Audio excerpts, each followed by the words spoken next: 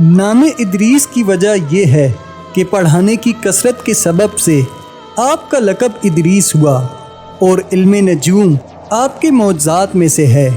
وہ زمین پر عبادت کرتے اور ان کو فرشتے سب آسمان پر لے جاتے، جیسا کہ اللہ نے فرمایا۔ ترجمہ: اور یاد کر کتاب میں ادریس کو کہ وہ تھا سچا نبی، اور ہر روز پیرہن سیتے تھے، ہر دم سینے میں تسبیح پڑھتے تھے، اور وہ اجرت سلائی کی کسی سے نہ لیتے۔ ایک روز کا ذکر ہے کہ وہ اپنے کام سے فراغت پا کر بیٹھے تھے کہ اسی وقت ملک الموت بآرزوئے تمام امر الہی سے آدمی کی صورت بن کر مہمان کے طور پر رات کو حضرت ادریس علیہ السلام کے دروازے پر آ پہنچا۔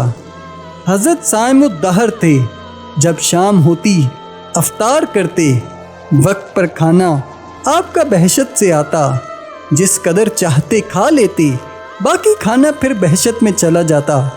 ایک دن کھانا جب بہشت سے آیا تو حضرت ادریس علیہ السلام نے وہ کھانا اس مسافر کو پیش کر دیا۔ مسافر نے کچھ نہ کھایا، قدم پر قدم رکھ کر عبادت کرتا رہا۔ حضرت ادریس علیہ السلام اس کا یہ حال دیکھ کر متعجب ہوئے کہ یہ کون شخص ہے۔ جب روز روشن ہوا، حضرت ادریس علیہ السلام نے اس سے کہا کہ اے مسافر، تو میرے ساتھ چل کہ اللہ کی قدرت صحرا میں جا کر دیکھوں۔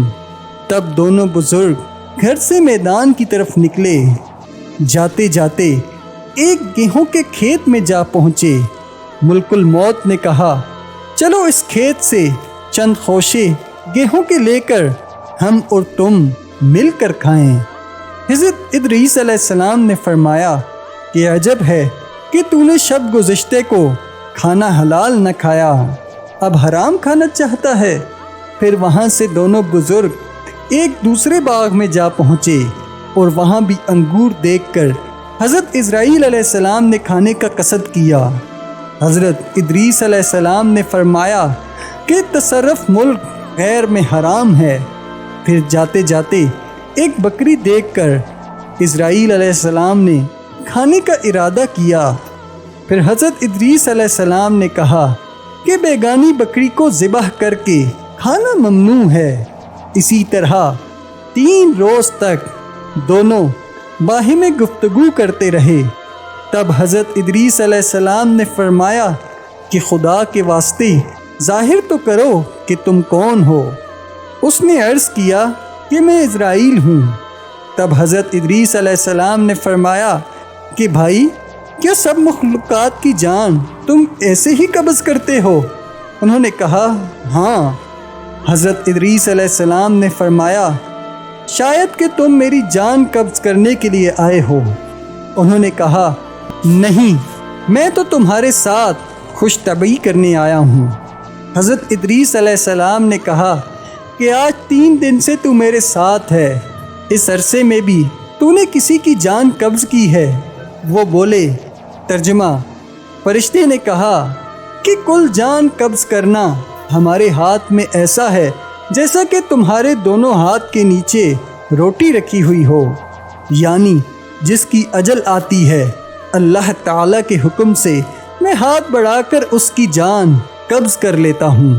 اور بولا، اے ادریس علیہ السلام، میں چاہتا ہوں کہ تیرے ساتھ رشتہ برادری کا کروں۔ حضرت ادریس علیہ السلام نے فرمایا کہ میں تیرے ساتھ رشتہ برادری تب کروں گا کہ تلخی جان کی ایک بارگی تو مجھ کو چھکا دے، تاکہ خوف اور عبرت مجھے زیادہ ہو، اور پھر عبادت اپنے خالق کی اور زیادہ کروں۔ ملک الموت نے کہا کہ بے رضا الہی کسی کی جان قبض نہیں کر سکتا۔ تب حضرت ادریس علیہ السلام نے خدا بندے قدوس کی درگاہ میں عرض کی۔ حکم ہوا کہ جان حضرت ادریس علیہ السلام کی قبض کر۔ انہوں نے حضرت ادریس علیہ السلام کی جان قبض کر لی۔ پھر ملک الموت نے اللہ کی دربار میں عرض کی۔ پھر اللہ تعالیٰ نے ان کو زندہ کیا، اور حضرت ادریس علیہ السلام نے اٹھ کر ملک الموت کو گلے لگا لیا۔ دونوں نے آپس میں رشتہ برادری کا لگا لیا۔ پھر ملک الموت نے ان سے پوچھا، اے بھائی، تلخی جان کنی کی کیسی تھی؟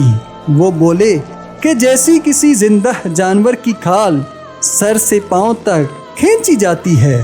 ملک الموت نے کہا، اے بھائی، قسم ہے رب العالمین کی، جیسا کہ میں نے تیرے ساتھ احسان کیا ہے ایسا کسی کے ساتھ نہیں کیا۔ حضرت ادریس علیہ السلام نے فرمایا، اے بھائی، مجھے دوزخ دیکھنے کا شوق ہے، تو مجھ کو اس کے دروازے تک لے چل تاکہ اس کے دیکھنے سے خوف الہی زیادہ ہو اور میں پھر عبادت اور بندگی زیادہ اختیار کروں۔ تب ملک الموت نے خدا تعالیٰ کے حکم سے ان کو 7 طبق دوزخ کے دکھائے۔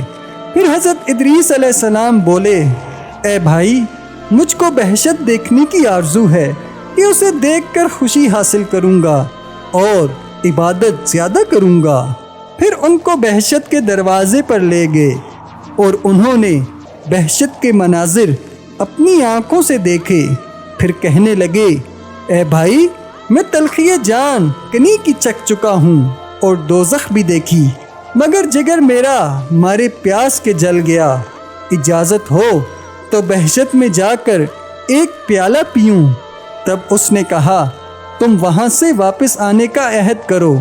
بوجہ شدید پیاس کے حضرت ادریس علیہ السلام نے واپس آنے کا عہد کیا کہ میں واپس آ جاؤں گا، اور بحکم الہی اپنی نعلین درخت طوبہ کے نیچے چھوڑ کر بہشت میں داخل ہو گئے، کیونکہ عہد باہر آنے کا کیا تھا اور نعلین کو بھی درخت طوبہ کے نیچے چھوڑ آئے تھے۔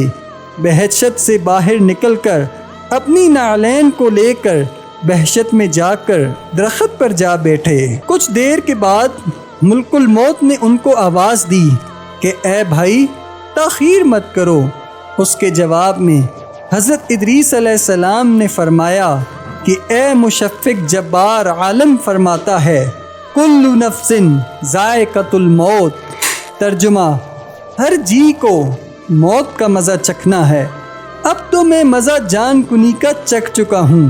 اور حق تعالی فرماتا ہے، ترجمہ، اور نہیں کوئی تم سے جو نہ پہنچے گا اس میں، سو میں دوزخ میں بھی پہنچ چکا ہوں۔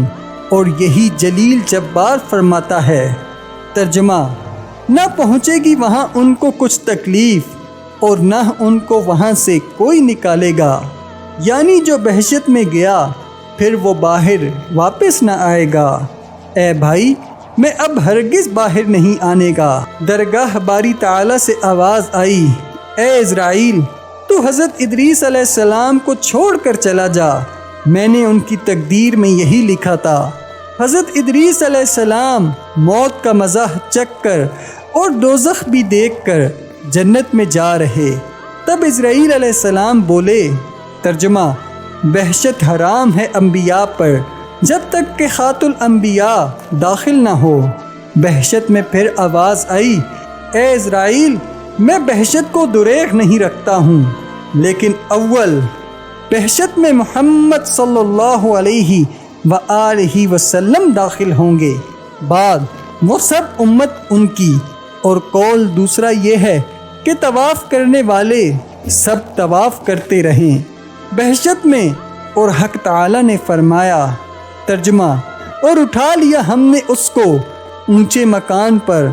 پشے بہشت میں حضرت ادریس تو جا رہے ہیں اور ان کے فرزند سب فراق سے شب و روز گریہ و ابلیس نے ایک ایسی صورت بنائی کہ ان کی شکل میں اور اس میں کوئی فرق نہ تھا، صرف اتنا ہی فرق تھا کہ یہ صورت بات نہ کرتی تھی اور وہ لوگ اس صورت کو پوجا کرتے تھے، یہاں تک کہ رفتہ رفتہ بت پرستی تمام عالم میں پھیل گئی۔ مشرق سے مغرب تک یہ رواج جاری رہا، کوئی آدمی اللہ تعالیٰ کو نہ جانتا تھا۔